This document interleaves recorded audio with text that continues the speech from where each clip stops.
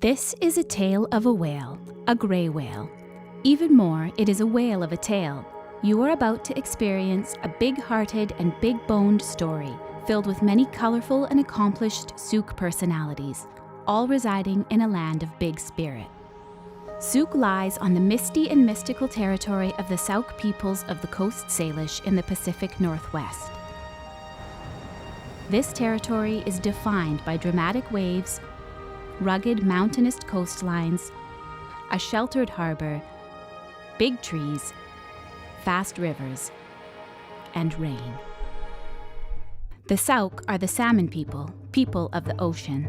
Whales are central to their identity and traditional way of life. For them, whales are sacred.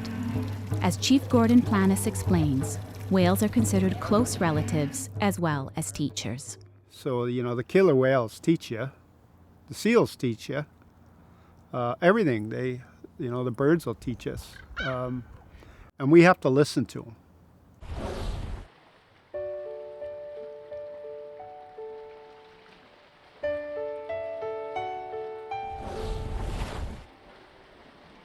As spirit animals, whales embody the record of Earth's history and our messengers. They are also an ancient symbol for the creative energy of community. Once hunted to near extinction, but now protected, this 35-foot grey whale swam into the Juan de Fuca Strait in the spring of 1989. Through some never-determined mishap, this young whale died and washed ashore at Beachy Head in East Sooke Park. There, he was found on a sunny June afternoon by East Sooke teenager Rudy Graham while out walking with his friend Chris Martin. This whale and Sooke's dream of a modern new school merged into a legendary Sooke undertaking. 7 eventful years later, following much volunteer initiative, imagination, invention, and hard work, the whale skeleton was raised into the rafters of the newly constructed Edward Milnes Community School. I'm Kate Phillips, and I'm so excited and honored to have been invited to narrate this tale of a whale and how this beautiful skeleton behind us got to be here at Edward Milnes. Today, I live in Sooke, and I'm a registered nurse at Victoria General Hospital. Back in 1996, I was excited to become one of the first classes to graduate, the first class to graduate from the fancy new Edward Milnes Community School. One of the best things and the most beautiful things about the school was this amazing whale skeleton you see behind us. The story of how the whale got to be here is an incredible story. Over 100 citizens from Sooke took part in the volunteer work that was dirty and messy and enjoyable and incredible, and it all came together because of one person, Miss Phoebe Dunbar. Her passion and commitment to this project brought the whale to us, and I'm so excited for you to hear the story of how that all came together. Phoebe has been a vital presence in Sooke for more than 4 decades. She is a recipient of many awards for her community leadership, including the Queen's Diamond Jubilee Medal, the Governor-General's Community Care Award, and numerous awards from Sooke organizations recognizing her multiple contributions. Most importantly for this tale of a Sooke whale, she was the school district's first community school coordinator from 1987 to 1998. Her passion, enthusiasm, and work ethic made her a significant catalyst in the school and community at large. Phoebe was intimately involved in many of Sooke's new initiatives, directly benefiting Sooke citizens of all ages. To name a few, the Sooke Arts Council, a health and social service cooperative called CASA, the Cludac Outdoors Club, Sooke Works, and regional food security initiatives including Sun River Community Gardens. Her legacy is huge and enduring. Phoebe has always lived near the water, and she has a particular appreciation for Sooke's connections to the sea. So, let's go to Tideview Road in East Sooke to set the scene for the story ahead. So we're looking over to the west side of Sooke Harbor, and actually, straight over there was where one of the first Sooke villages was located. And when paddlers 200, 300, 400 years ago used to come here and visit the Sooke Nation peoples, they would pull into that spit, and the people from the village would go out to greet them. And they couldn't come in until they were greeted and asked for permission to come in and land. And then more recently, the spit was famous where they used to have the fish traps stored in the winter. And so there's all kinds of old fishing history here where the fish traps were located off Sooke in 6 very special locations. One of them very close to where the whale was found. And then there was a saltery off there where they used to salt the huge springs. And then those fish were exported all over the world. And then John Muir and Captain Grant, they had mills over here. Those logs were exported all over the world. So the big trees and the tall trees for poles. So the sealing ships used to come in here. And one was shipwrecked somewhere very close to here. So yeah, it's fun. It's fun being part of the ocean in the maritime community. Just like humans, whales are community animals. They live in family groupings and care for their young for extended periods. They play joyfully, eat together, and mourn their dead. They are the oldest living mammals on Earth. Subjects of awe and fascination, myth and legend, reverence and respect. Gray whales are huge, mottled, barnacle-encrusted beauties. At maturity, they've grown to nearly 50 feet long and weigh approximately 90,000 pounds. They live between 40 and 60 years. Annually, like clockwork, they embark on the longest marine mammal migration of them all. A 16,000-kilometer round-trip voyage from their mating and calving lagoons in Mexico's Baja Peninsula to their summer feeding grounds off the coast of Alaska in the Bering Sea. They hug the coastline during their migrations. They are known as mud whales, since they forage for food on the ocean floor. Whalers of old called them devilfish for good reason. They fought back ferociously and inflicted damage to boats and sailors alike. Gray whales are case studies in the evolutionary process. So much so that the first field trip of the year for students of science and marine biology teacher Corey Vink is a short stroll to see the gray. The skeleton behind me here is really a classic example of evolution in action. So probably the biggest piece here is if you look at the skeleton, you can see the vestigial hip bones. That is a sign of basically what's left of the hind limbs that were first seen in early whales about 50 million years ago or so. One of the other things we often do here as well is have a look at the forelimb. And if we look at the bones in the forelimb of the whale, you can actually compare them to the bones in the human hand and the human arm. They have the same bones, but just adapted for different functions. So the millions of years of life in the water has allowed these whales to have these flattened forelimbs that help steer them through the water. Evolution over the depths of time is sadly no match for human greed. Before Edison gave us electricity, whale blubber was a cheap and plentiful source of lamp oil. That meant profit, and the whaling industry went after it with voracious intent. By the mid-18th century, every last gray in the Atlantic had been slaughtered. On our Pacific coast, grays were at the brink of extinction less than 100 years ago. Now protected, their numbers have rebounded to healthier levels. They are a rare, if still fragile, success story as we grapple with what scientists are now calling the 6th extinction. At Edward Milnes Community School, the daily sight of a whale skeleton floating above students' heads is a reminder that education is about far more than just textbooks. Recent high school grad Brooke Cameron was one of Mr. Vink's marine biology students. Of course, we all came in young. We were 13, 14. The whale was a bit surprising to see at first, I'd say, because it's not something you exactly expect to be hanging in a high school. But it was very interesting to see because it's like, whoa, okay, this is here. We can learn about that. We don't just have to learn about English or math or other things like that. So it was very cool to be able to see it. I studied marine biology in 10th grade, and I went really into the sciences this year with taking Biology 11 and Anatomy and Physiology 12. So for me to learn about science, it's just very interesting to learn about life and not have it focus on ourselves, but to learn about other things that impact us. Hope for a more sustainable tomorrow is also cultivated by learning from First Nations, the Sooke and the Chianu of the Coast Salish, as well as the Pashidat peoples of the Nuchalnuth. They teach traditional knowledge by way of storytelling, a sophisticated form of education with layers of meaning. Stories, many featuring animals like whales, reach deep into the heart, mind, body, and spirit.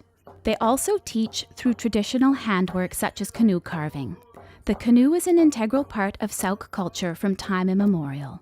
This tradition is alive today in the carving and in the tribal canoe journeys. These journeys take paddlers to most of the nations in the Salish Sea and Olympic Peninsula, part of reclaiming their cultural ways and teaching traditional knowledge. Chief Planis explains how their ancestral protocols can also inform the future. For instance, the ocean is the home of the whale. Their home should only be entered after permission and with the utmost of respect. Some elders that taught me, they said, your territory is your house. So when you think about it, if you go up in the mountains 20 kilometers, you live there, you build a shelter, that's your house. Even the ocean's your house. When you go through other territories, you ask permission, you have protocols that are in place to be able to ensure safe passage through. And when you're out in the ocean environment and you come across whales, any kind of whale, that you're entering their house. And when you do enter their house, you have to ask permission to come in. And there is ceremony there, because then you're asking through song, through ceremony, through using your paddles, because you could show that respect, saying, I'm going through your home and I'm going to go out the other end. And in some occasion, the killer whale or any kind of whale would actually jump out of the water to acknowledge you. Sooke Chief Gordon Planis speaks with knowledge, dignity, and deep understanding of this territory. He is standing on the waterfront at the traditional village of Syossin, meaning the sounds the pebbles make when they are being washed up on the shoreline. He explains the cycles of life and what we as humans need to learn for a sustainable future. And I think the great thing about the village here is the kelp forest is still intact, and you have abundance of wildlife that comes with it. And you have the otters and the seals and the sea lions, the killer whales. It's great to see otters come right through the village. That's really neat to see. And also how it changes over time. And in the winter storms, all of the kelp lands on the beach. And I think in the future, everyone has to celebrate the cycle of life, because I don't think we do that enough, because we, in time, just take advantage of it. You think you're going to see it every year. But we have to consider now, with the changing world, is what if we don't see that anymore? So, I think awareness for our people here in Sooke, in the village of Syossin, is monitoring changes in the environment. And how can we ensure our children and our children not born yet will be able to have the same life as we do today? And there's a lot to be said about passing knowledge, traditional knowledge, that is, that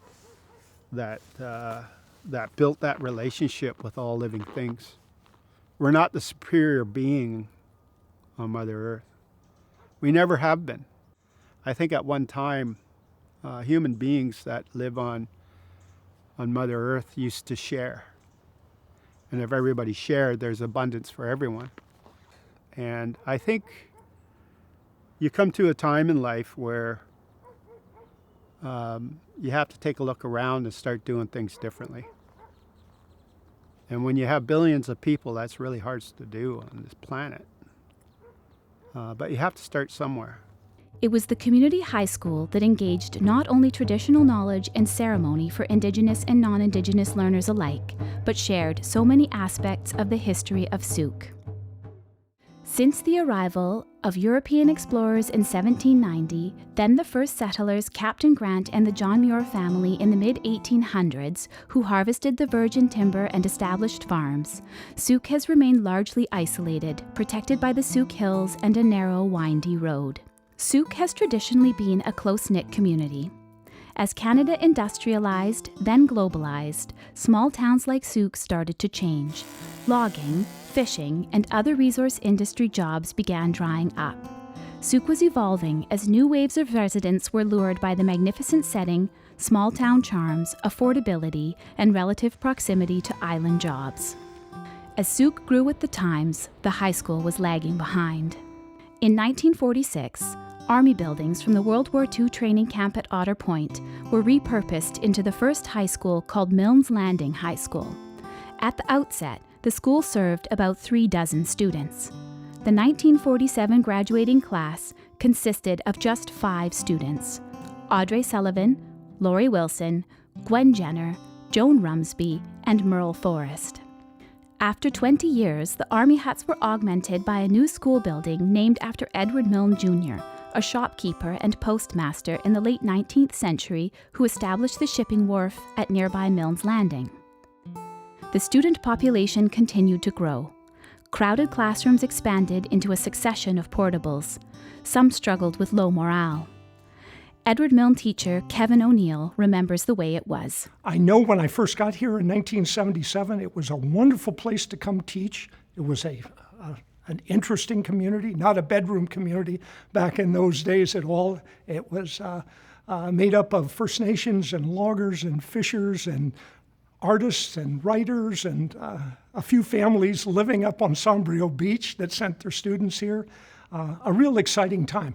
I also know that the school itself, the physical school, was crumbling a bit. It was an old building. Matter of fact, my first teaching classroom was in room F, which happened to be an old army hut out behind the school, sort of carried over from World War II. So the school was in need of some physical help, and they kept telling us, "Oh, we're going to build a new school someday when we have the money." And that was creating some problems because we had an exodus of students leaving our school. They were going into Belmont and going into some of the bigger schools in town because they offered programs that maybe they couldn't get here. But the community school concept and Phoebe Dunbar coming to this school, I think, saved it. It turned it into a very special place to come for an education. Linda McMillan, who at the time was running the Sooke Cooperative Preschool, was among a group of Sooke parents determined to forge a different outcome. I do remember very clearly that the school board announced that because of low enrollment and I think budget problems, they were thinking of taking the grades 11 and 12 students and putting them into Belmont High School. And myself and several other parents, we were just shocked. And I said, we didn't move to Sooke to have our children be sent to high school in Langford. So there was a few of us, and we got together. And it's kind of happened fairly informally, but we just said, no, we're not going to let this happen. In 1987, Edward Milnes Community School became the second high school in BC to be named and funded as a community school. Sooke was more than ready for this change. Community schools are hubs of vibrant civic life, not locked at the end of the school day, but staying open for extended hours to offer adult education, recreation, social events and special gatherings, literacy classes, daycare, and more. They are designed to offer safe and supportive learning to all ages, spark community projects, and be gathering places. Just as townfolk are invited into schools, so too are students encouraged to tap the wealth of local expertise outside the classroom. In the early years, that meant field trips, outdoor education, and opportunities galore for young people to interact with adults, learning from their real-world experiences and wisdom. At this time, John Farmer was a Sooke pharmacist. In 1986, he recruited the first citizen group to lobby for a community school for Sooke. John recalls that his eyes opened to a world of possibilities. I didn't know, honestly, what a community school was, but I was prepared to find out. We did have our meeting. He explained what he wanted. I thought, this is what our community needs.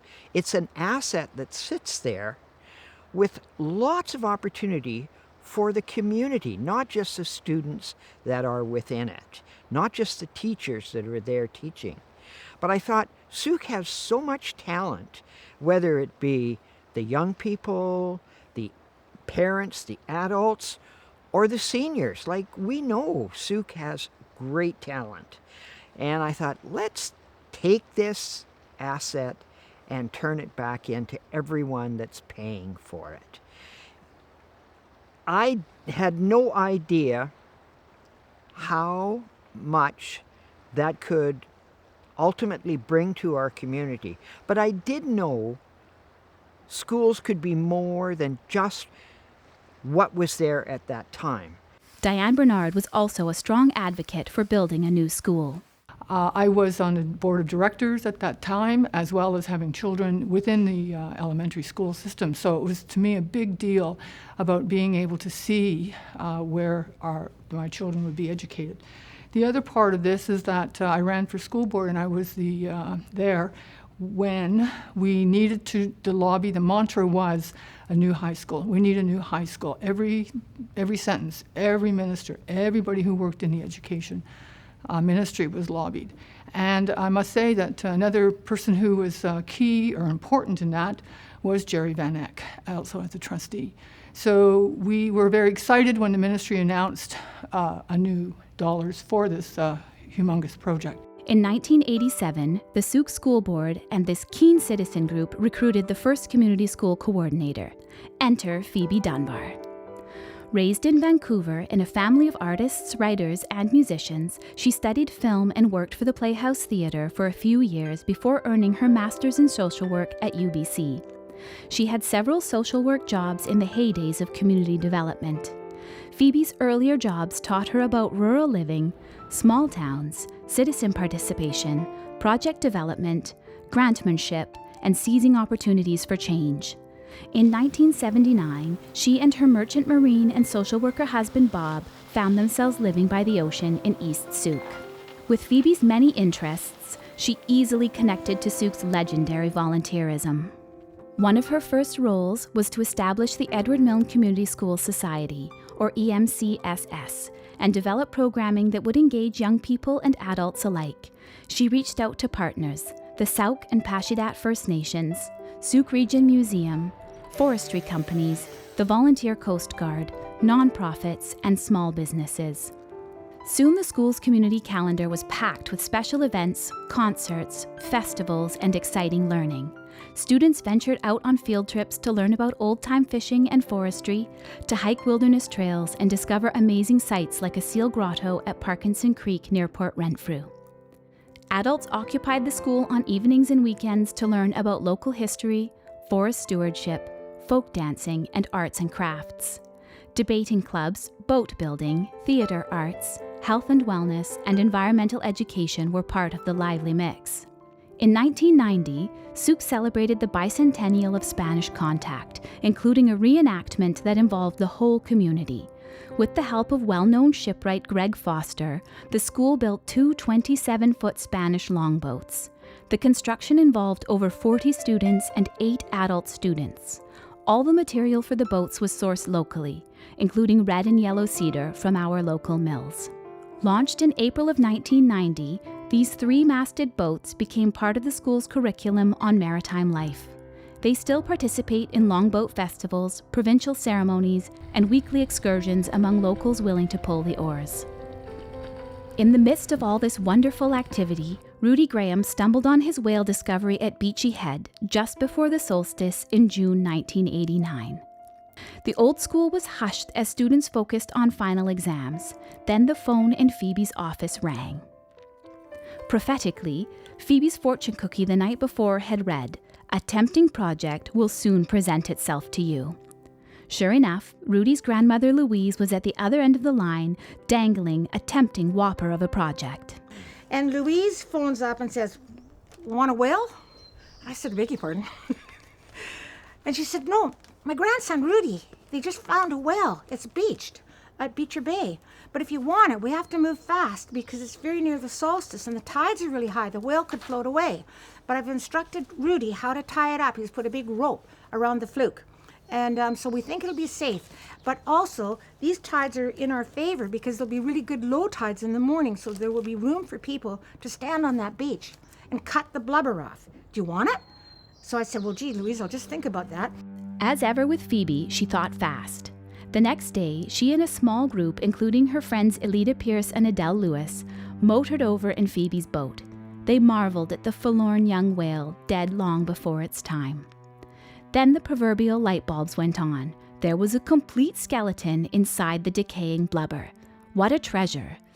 But time was of the essence.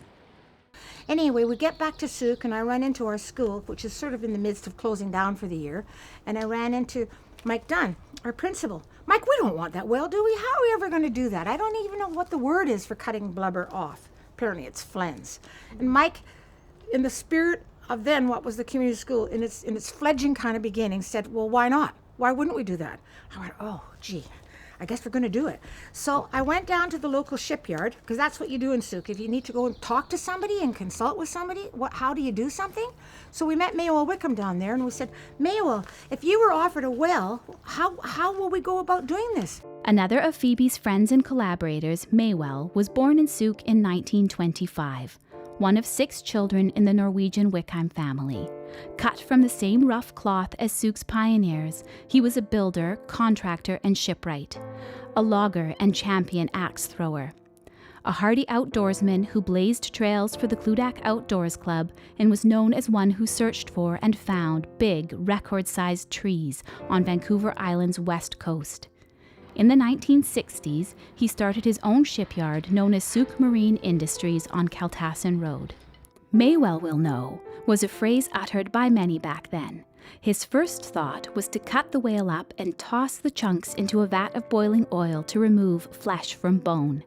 Then he learned from a contact at the Royal BC Museum that a better practice is to carve away as much whale meat as possible, then sink the remains for a year or more in the ocean until the bones are picked clean by bottom feeders. Free labor and plenty of it. With a plan, Phoebe spread the word, which it does quickly in a small connected community like Sooke. Days later, some 30 volunteers traveled to Aylard Farm and trekked out to Beachy Head. Phoebe and Ruby's mum, Robin Graham, revisited the site one beautiful windswept autumn afternoon in 2020, recalling the site. Louise was a descendant of the Brown family, who had settled in the Sooke region in the 1800s, farming turnips and raising multiple generations that have stayed rooted in the Sooke area. Robin explained that a number of greys had died in 1989 and washed ashore for mysterious reasons. It wasn't a matter of a lack of salmon, since greys are bottom feeders who live on krill and plankton. Zoologists from the Royal BC Museum did an autopsy, but no clues turned up apart from the fact that the grey had been dead for over a month. I think basically if you allow your eyesight to follow straight forward over to there, Yeah? then you would be able to see that there's a little tiny cove. Yeah, I remember And that. I believe what happened was the whale was pushed up into the cove enough, like a crevice, that actually turns into a beach there, Yeah. way over, because there is a bit of an island over there too. Yep. And so I believe that's why it stayed there, because we were able to actively work on it most of the time. You're right, because it certainly was secure enough the whale stayed there and he didn't get sucked out Yeah, on an ebb tide. exactly. Yeah. Beautiful, isn't it? It's just beautiful. It's so rugged. And I just love the trees, the windswept stuff. I know, Yeah. they're ancient, Very. just ancient. It's a perfect place to die. Yeah, I would think so. With the whale resting in peace temporarily, the flensing team got to work. The team included Robin, Rudy, and a group of fellow high school students, Christy McMillan included. Recalling the scene, Christy has vivid memories of first sighting the whale. It was a fairly long hike in from Ayler's farm, and I just remember coming up above the whale when we got there, and we've been told it was a young male, and I just didn't expect, one, the size of it, or how deteriorated it was already. And there was a woman standing on top of it when we arrived. Up on top, I don't even know how she got there. Someone must have boosted her up. And just the sheer size of it. And actually, it was just the smell before we saw it. I would actually remember that part. Just the absolute smell. And then when we got there, we were handed knives, and I didn't realize how physical it would be. The actual, you can't imagine, the act of cleaning a whale and how deep, and cutting through the blubber, and bits flying everywhere, and it definitely smelt a lot. But after we were working for a while, a news crew came, a community news group that were supposed to film, and I remember the woman with the camera person just absolutely horrified that this was her assignment. As Christy said, and as the film Hazel Windermere kept quickly proves, flensing is definitely not for the squeamish. And this is where his back molar would be, I presume. And then it is where we cut his eyeball out of, right here. And that was about, when we got it out, it was about that big around. Before the blubber slicing began, the gases within the bloated whale needed to be released. In his shipyard machine shop, Maywell manufactured a sharp trocar spear with a serrated tip. Rudy and his friends then pierced the blubber. The sound of escaping gas was explosive, and the smell, unthinkably awful. Anyway, the flensing began, and believe it or not, it actually finished within 3 days. But everybody's sense of horror of being there, like, can I do this? Can I really cut into the flesh? Because it was really horrifying to a lot of us. But we did it. So there was a great sense of pride. And then the media came, and they just thought it was wonderful. This is sort of before a lot of whale skeletons actually were retrieved, because most people let dead whales go out to sea. I don't know where they ended up, but they certainly, nobody wanted them on the beach, right? And then so that media attention was very helpful to us, because phone calls started coming. Again, everybody wanted to be, I want to tell my kids I helped flense a whale. And there was one man in particular from Duncan, and he phoned up one evening. I don't know how they all got our phone numbers, but they did. He said, I'm the guy you need. And we said, same kind of thing. I beg your pardon? And he said, I have no sense of smell. I live in Duncan. Just tell me where to meet you tomorrow morning, and I'll come and I'll tie off the gut bag, and I'll clean out the whole belly of the whale. And because that's what you need, because you're going to need to do that. So we met him. He was a very unusual guy, and we kept saying, we have lunch for you. Now, not everybody wanted lunch out there. But he brought along 2 2-liter bottles of homemade beer.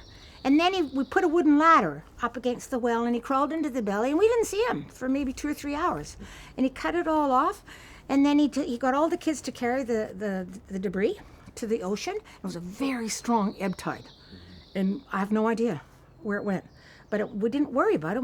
We certainly didn't worry about Ministry of Environment getting mad at us or polluting the ocean, because we just knew it was all part of the life cycle.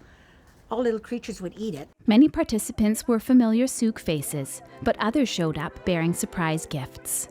One gentleman appeared with a sharpening stone and kept everyone's knives honed. But that smell, a fragrant solution, came from an unexpected quarter. I really was quite worried that I wouldn't be able to handle it. And so even a lot of us were really worried about the smell, because we were told it could make us sick. So at the time, we were trying to size up whether or not we do this project. We knew the RCMP will, and then I had gone to them and said, "How do you handle bad scenes and not pleasant smells?" And they said, "Oh, a little bit of Vicks vapor rub. You just put a little bit here, and you'll be okay. It'll really stop any sort of sense of nausea." So we said, "Well, that's a great idea." So sure enough, when the next group of media came, they all said, "How are you doing it?" And we said, "Well, you just put a little bit." And that got on the front page of the Times Colonist. And whoever makes Vicks Vapor Rub, Johnson & Johnson, there's a huge story the next day, front page. Warning, you can't put too much up there. You can burn your membranes out. Anyway, I tell you that because there was dread. I was so grateful when I saw you guys hooking it up to the little boat. Yeah, and towed away. And towed away. And I thought, it's done. Yeah. You know? Yeah. But, Next step. Yeah. Yeah. But it was a gruesome, gross job. And there's something I would love, like in the school, if you could have the whale song inside that cathedral that the whale is in now. Oh, can you imagine? that should be playing for the kids. Just sitting there and listening to this whale song, this beautiful whale. Yeah, that's very good. With the main chunks of flesh gone, the next big task was to sink the carcass and allow the range of arthropods at the bottom of the marine food chain to work their magic. A 25-foot deep reef off of one of the Goodridge Islands near Cooper's Cove was the perfect spot. Ropes to harness what was left of the whale and a raft on which to tow it were lined up. Needing weights to keep the remains on the ocean floor, Phoebe had another stroke of genius. She contacted the auto wrecker on Sooke River Road and secured suitable metal weights to hold the carcass down. On a bright summer evening in late June, fisherman Jack Homer's tugboat was called into service.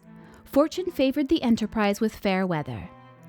Even old-timers cautioned the winds can blow like stink in spring.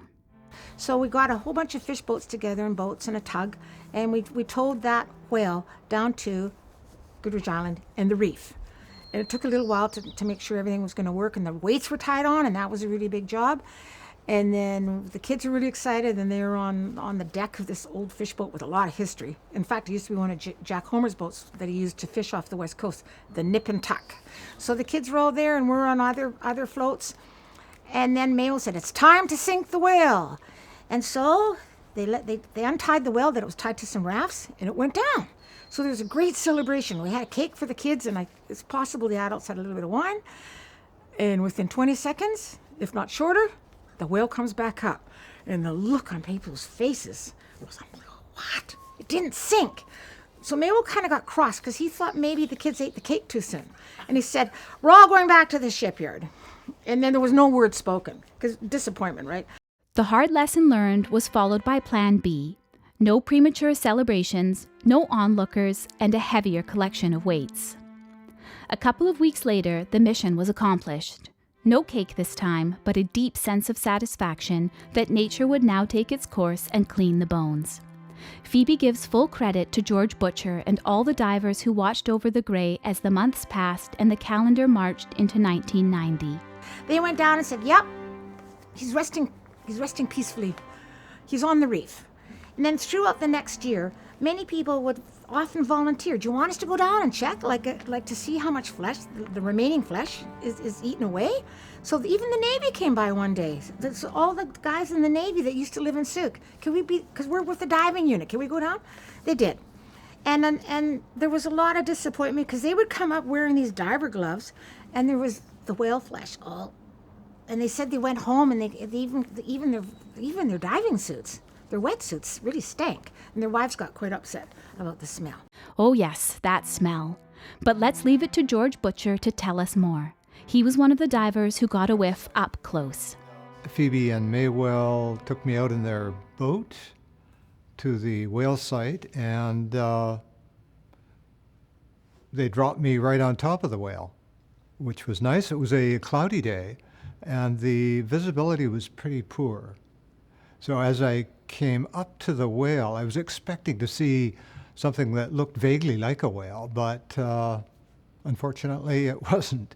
So it was a large mass covered with various growths, and there were amphipods, micro crustaceans feeding on the carcass. I think I was close to the belly when I came onto it. The skin was intact, and I poked it with my dive knife to see how rigid the skin was. It was pretty taut, and I recall touching the ribs, so I knew I was close in. I got in between the ribs and was able to put the knife through the skin, and various bubbles arose out of the carcass. And little did I know that these small bubbles down below were evolving into very big bubbles up at the surface. So that when I got to the surface, looked around, there was no boat. The boat had moved off the site because of the stench coming out of the bubbles.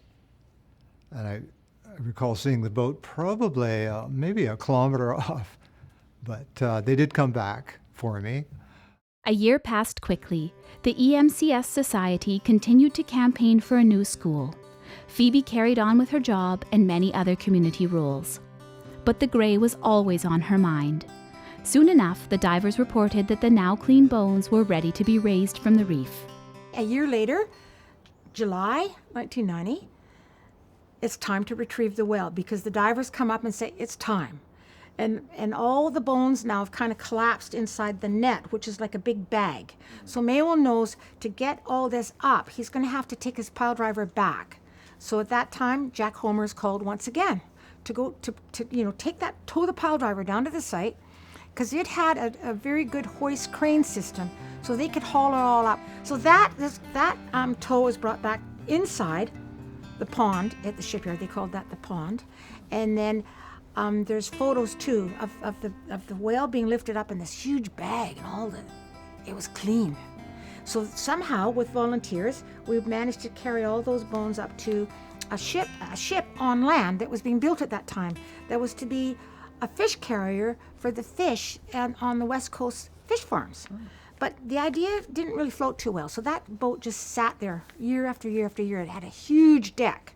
So that was safe because nobody could get up onto that deck because there were some steps with a gate. All of the component parts of a complete skeleton were now again in one place on dry land, safe from souvenir hunters who scour the coastline seeking whale bones, an iconic prize find for every West Coast beachcomber. Expert advice was to let the bones bleach in the sun, but not to the point where they became dry and powdery. One teenager who lived nearby on Kaltassan Road was recruited to water the bones in the shipyard a couple of times a week, a job he absolutely loved. By summer's end, the bones were white and ready for long-term storage in the cabin of this unwanted boat. So we kind of, not that we forgot about the bones, but it didn't really bother us that we might wait forever. And then shortly after, in the early 90s, a huge announcement came through with the government at that time. Edward Milnes was going to get a new high school because the school district had lobbied for a number of years to get a new school because the old Edward Milnes School, which we all loved, it all had a lot of character, was to be replaced. So then we went, aha, that's where the skeleton can go. And we made sure the community thought that was a good idea too. As Sandy Pednold, one of the school's directors at the time, describes her, Phoebe is like 20 people all rolled up in one. And she has the unique ability to be able to pull people together. Now it was time to turn on her powers of persuasion to maximum wattage as she planted the idea in the minds of Principal Del Clark, the Society President Laurie Messer, and especially the architect Rod Winjack. I guess they were just asking stories about the community. They wanted to get a sense of Sooke and what was important to the new community school. So many stories were told. One of them was the whale story. And I was told their whole faces lit up. They just thought this was really exciting. And they said, well, we'll have to incorporate the whale story into the design of the school. So the first sketches that others saw, I didn't see them, was the profile of the roof would be the whale's fluke. Then there would be provision for commons to be made, which most schools by then would have some kind of social gathering place, especially in a community school. And so they would engineer the design of the commons to have a whale installed hanging from the ceiling, or the rafters. Sounds more fun if it's going to hang from the rafters. So that everybody was really excited about that. As is usually the case in big undertakings, or small ones for that matter, things didn't go entirely as planned. Principal Clark describes how one of the biggest of hiccups occurred and was overcome. Yeah, I started at Edward Milnes. I joined the staff in the fall of '89 in the old building. And my predecessors had been trying to get a new one built for a number of years. And we finally managed to get an approval in '94. And then the approval was withdrawn. And we had a walkout which was the first that I recall in the history of Edward Milnes. About 80 students from the senior levels walked up to the center of Sooke and got everybody to sign a petition to reinstate the funding. And lo and behold, about a month later, we got the notification that it was reinstated. And I made the announcement over the PA system, and you could hear the cheers throughout the whole school. So it was really rather neat. Once the financing was secure again, Laurie Messer worked with students, parents, and the community to flesh out a vision for the new school. An open house attracted 300 people: students, parents, art groups, service clubs, Chamber of Commerce, the Sooke Community Association, and all the parents' advisory committees. Everyone shared their best dreams and practical ideas. Messer tabulated the results, and then she and Clark held their first meeting with the architects. During the community consultation, Laurie Messer heard again and again that Sooke was missing a gathering place which could fill the needs not met by the Sooke Community Hall. The school was deemed ideal for a large, spacious, and airy indoor social hub, and it became a priority in the design blueprints. Well, when we started to go out to the community, when we started to have both internal focus groups and external focus groups, what people said a lot was they needed a place to come together. The students were always getting kicked out of the halls. They were always getting told, no, you can't stand around here and talk. Well, I mean, that's part of being a teenager, is to have a place where you can kind of gather. The teacher said the same thing, that the students needed a place to be. The community wanted a place to celebrate and come together to eat. And so this come together theme just we kept hearing it over and over again. With the design drawings complete, Wigmar Construction was contracted in June 1995 to build the new school, and work was soon underway. The Whale team now had a daunting new challenge: how to assemble the 236 bones in the correct order. Then, more difficult still, raise them to the roofline and affix them extra securely to the ceiling. Calls went out in search of expert help and led to Gary Stoneley. He'd assembled dinosaurs for Alberta's Royal Tyrrell Museum of Paleontology before moving to the West Coast and specializing in whale reconstructions for clients like the Bamfield Marine Centre. Speaking from the southern Alberta Badlands, not far from his home, Stoneley recalls his first encounter with the bones at the Sooke Marine Industries. So I was quite pleased with that, but it was just a big pile jumble of bones. They weren't sorted really. There's somewhere the ribs were all piled up on a big pile. So the next thing to do, and it took me most of the day to do, is to sort them out, lay them out in order to make sure I get the right rib in the right position, the right vertebrae in the right position. And fortunately, with my background in comparative anatomy, being a vertebrate paleontologist, I was able to identify all the bones quite easily, and also having the experience of having mounted past whales, I managed to put them, and all the bones were there. There was nothing missing, so I didn't have to recreate anything.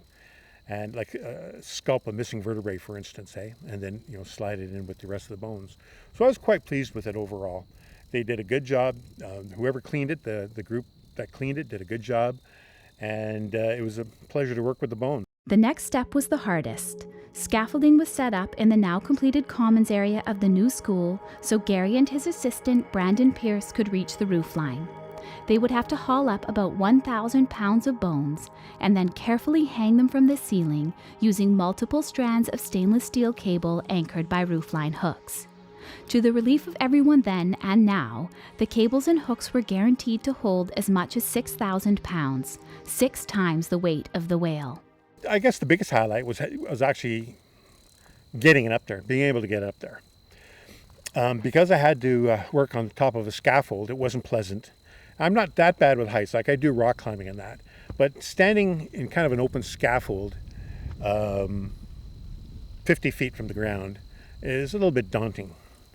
And at that time, there were no regulations in place for wearing fall arrest and that. So I just had to be very careful, and I made sure there was railings up there all the time. And we had to move slowly and precisely all the time in order to get it up there. But once I had decided on how I was going to mount it, the type of armature is going to be mounted on, and the type of hardware I was going to build. I had to actually design some of my own hardware and figured out the weights and the calculations. It went fairly quickly from there. The first week and a half of preparation and the last 2.5 weeks were solid mounting. I had no time for doing anything else. We worked 12, 13, 14-hour days and got it all mounted and hanging in 2.5 weeks. So 4 weeks total, beginning and end for that project, 1 month.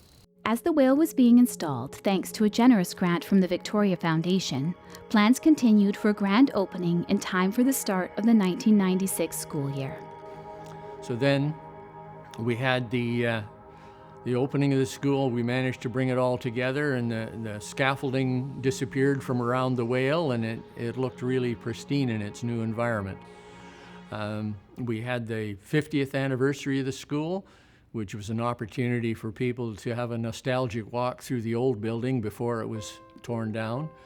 And then we also had tours of the new building, which included a lot of people looking up when they came into the commons to see the whale and its position. There were a few grumbles about it because they thought it was education money that had been spent, but when they found out that it had all been done by volunteers and that no education money had been spent on it, it gave them a better appreciation for how this community pulls together to accomplish whatever it sets out to do. And that was a real highlight for everybody. Even the Minister of Education was a little grumpy to begin with, but after he was explained what had happened and how it came to be and all the volunteer work and effort that had gone into it, he changed his attitude about it and thought it was quite a feature for school. The grey whale and the school itself were the talk of the town and region. The skeleton generated immense interest and became a central feature of news coverage as reporters documented the opening of the new Edward Milnes Community School. Students like me were awestruck and really happy and proud that the people responsible for this beautiful new school had been daring enough to add such an amazing design feature, a hanging whale skeleton. Folks from Sooke were just as delighted. One was Bud Gibbons, a key player in the community school's first decade, offering a log cabin building course and field trips to special places like the powerhouse at the Jordan River Dam. Bud and his son Adrian were front and center during the flensing of the whale at Beachy Head. And at the opening ceremony, he was filled to bursting with pride on seeing it up high. Oh, I was flabbergasted. It was just a wonderful sight to see.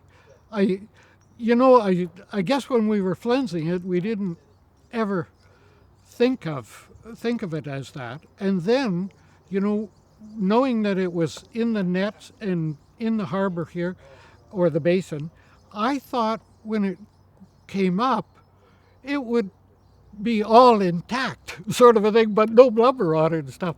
So that was I got a little of a disillusion or whatever at that point, but we kept sort of an eye on the bones on the top of the old ship there too and stuff. But but walking into the school, and I don't know how many people I've taken into the school to show them the whale, and so, but yeah, it's and it should be there for a good long time yet, I hope. Sandy Pednault, who was chairing the Society's Finance Committee when the whale was found, agrees the skeleton is a wonderful part of the school's and Sooke's character. People in years to come will be able to look back and say, hey, look at those silly people holding their nose out there, trying to clean off those whale bones. Yeah, I think it's an important thing and something to share, that's for sure. Over the years, as people drummed and feasted under this whale, the spirit of the grey has been present. This was also reflected in the beautiful art created by Carol Ray's printmaking students. Loretta Deutscher, the inspiration behind this story, says it best. It's not just about the skeleton that hangs there.